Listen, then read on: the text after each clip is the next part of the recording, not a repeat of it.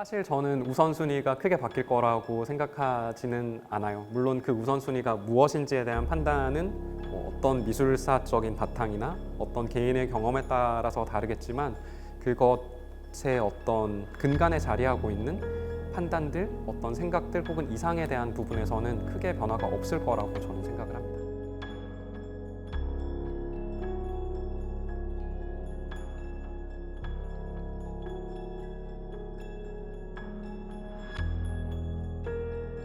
안녕하세요. 저는 박재용이라고 합니다.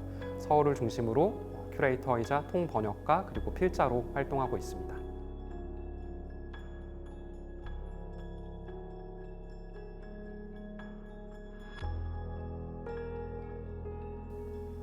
사실 문화예술이 어떤 물리적 경계를 뛰어넘고 사람들을 연결해준다는 이야기를 저희가 하지만 생각해보면 이렇게 자유롭게 여행을 할 수 있게 된 것은 불과 얼마 되지 않은 시기의 일이에요. 그래서 어떤 예술적 협업이나 이런 것들이 사람이 직접 가지 못하더라도 아이디어가 국경을 넘거나 아니면 작품만 가서 협업이 이루어지는 일들이 많았고 실은 그게 아주 긴 관점에서 보면 더 정상적인 일이라고도 저는 생각을 합니다. 그래서 지금 팬데믹으로 인해서 많은 단절들이 있지만 그것이 우리에게는 큰 단절로 느껴지겠지만 사실은 아닐 수도 있다고 생각을 하고요. 어쨌든 실질적으로 올해 많은 전시들이 취소가 되고 뭔가 연기가 된 것들을 보면 멀리 떨어져 있는 작가들이 한국에 있는 사람들에게 부탁을 해서 작품을 만들거나 전시를 구성하는 일들도 많아지고 있어요. 그렇기 때문에 어떤 면에서는 앞으로는 이제 떨어져 있더라도 서로 신뢰하에 진행되는 작업들 혹은 뭐 전시의 협업들이 더 많아질 거고 그것들이 필요하다고 생각합니다.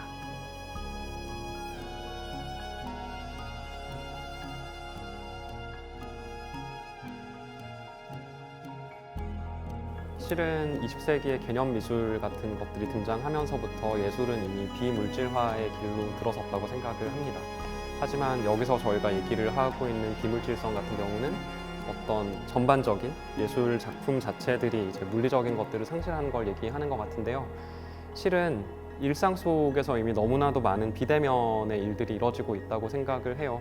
가볍게는 배달 앱 같은 거부터 혹은 틴더 같은 앱에서 만나서 결혼을 하는 사람들도 있고요.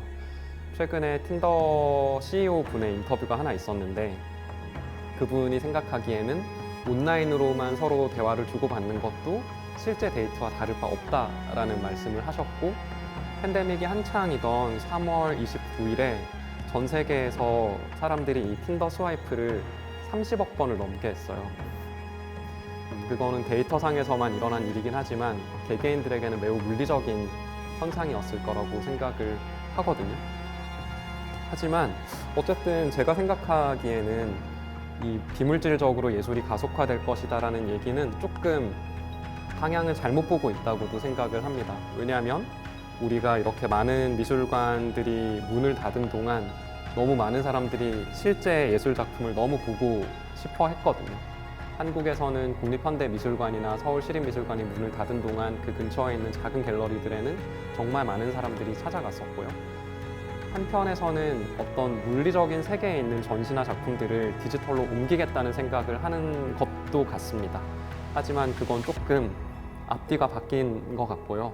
어떻게 보면 한편에서는 상당히 많은 것들이 더 물리적으로 가게 될 것 같고 다른 한편에서는 지금 저희가 생각하고 있지 못한 어떤 물리적인 세계를 디지털로 재현하는 것을 넘어선 형태의 작업들이 나오지 않을까 싶고 이 상황에서 조금 노파심, 우려가 되는 것은 디지털 중세 시대라는 어떤 표현을 얘기하신 학자분들이 있는데 모든 것들이 다 디지털로 기록이 되어 있는데 불과 몇십 년만 지나더라도 지금 저장해 놓은 매체들을 접속할 수가 없거든요.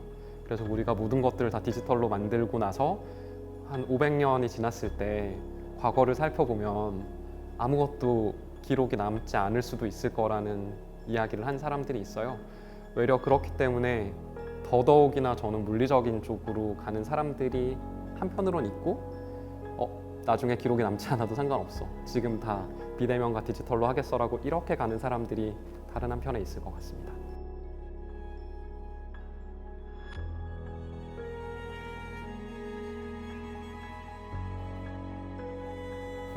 앞선 질문에 답변 드렸던 것과 마찬가지로 저는 두 가지 방향의 극단이 있을 거라고 생각을 합니다. 어떻게 보면 지금 저희가 상당히 모든 것들이 다 개인화된 세상에 살고 있어요. 제가 가지고 있는 혹은 여러분이 가지고 있는 핸드폰 배경화면에 있는 앱들도 다 배치가 다르잖아요. 하지만 예술이라는 것은 제가 생각했을 때는 너무 보수적으로 들릴 수도 있지만 실은 어떤 공통의 가치 혹은 절대적인 가치에 대한 믿음을 기반으로 저희가 가치 판단을 하는 것이기 때문에 만약에 모든 다른 것이 다 가능하고 이것 각각은 모두가 동등한 가치가 있다라고 생각하면 어찌 보면 가치 판단 자체가 불가능해지지 않을까라는 걱정이 들고요. 역시나 이것에 있어서도 어떤 사람들은 그렇기 때문에 더 보수적인 판단과 어떤 활동들을 하게 될 것 같고 어떤 사람들은 예전에 우리가 미술사에서 많이 봤던 것처럼 이런 가치들 다 깨부수는 게 옳다라고 생각하고 반대 방향에서 활동을 하는 사람들로 이렇게 갈라지지 않을까라는 생각을 하고 있습니다.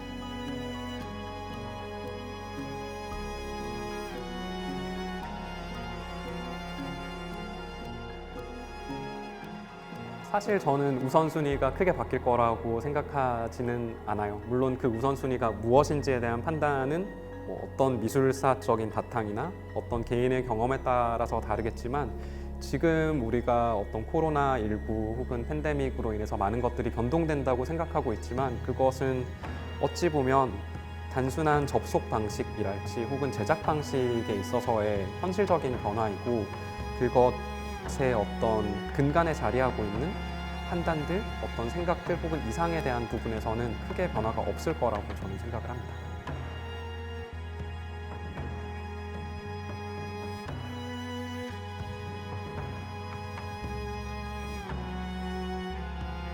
지금 저희가 이 촬영을 한국에 있는 서울에서 하고 있고 저도 한국 사람으로 태어나서 그러니까 한국을 중심으로 활동을 하고 있지만 실은 한국이라는 나라는 문화 예술에 대한 정책이 꽤나 발달되어 있고 많은 지원 사업들이 있다고 생각을 합니다.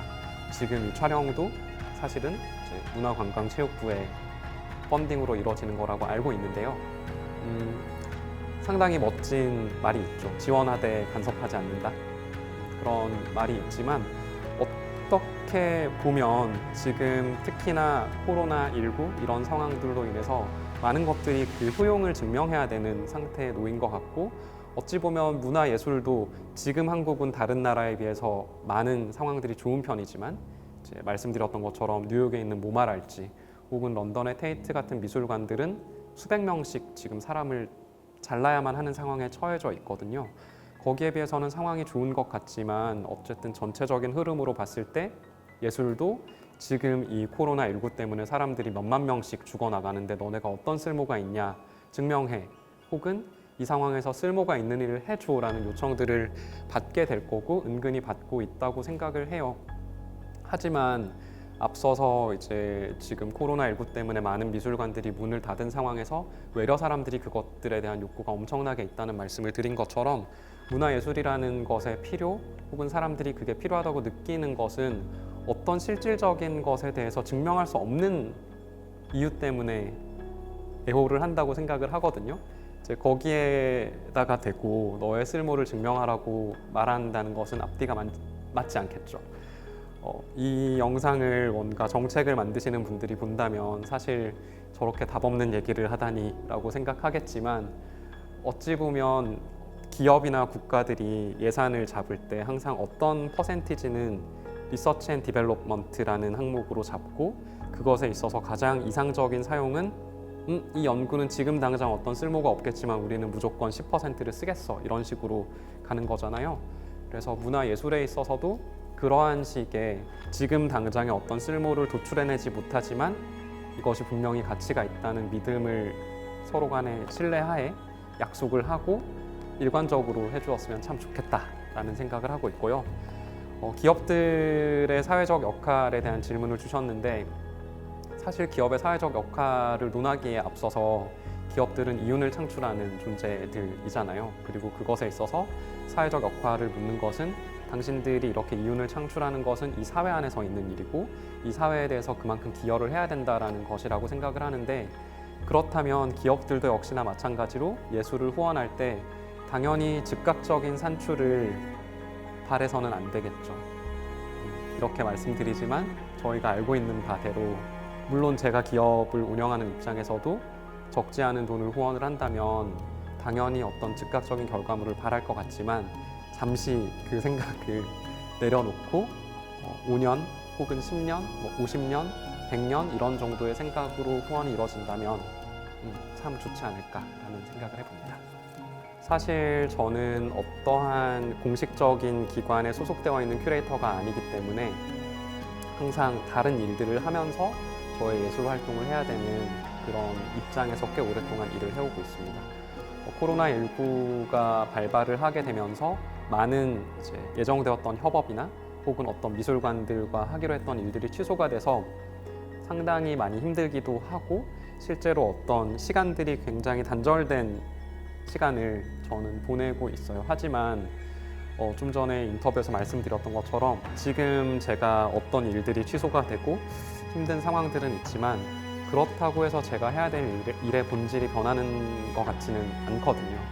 그러니까 만약에 그게 변할 거라고 생각하면 저는 빨리 미술계를 탈출해야 될 것 같지만 탈출하지 않고 일을 하고 있고요.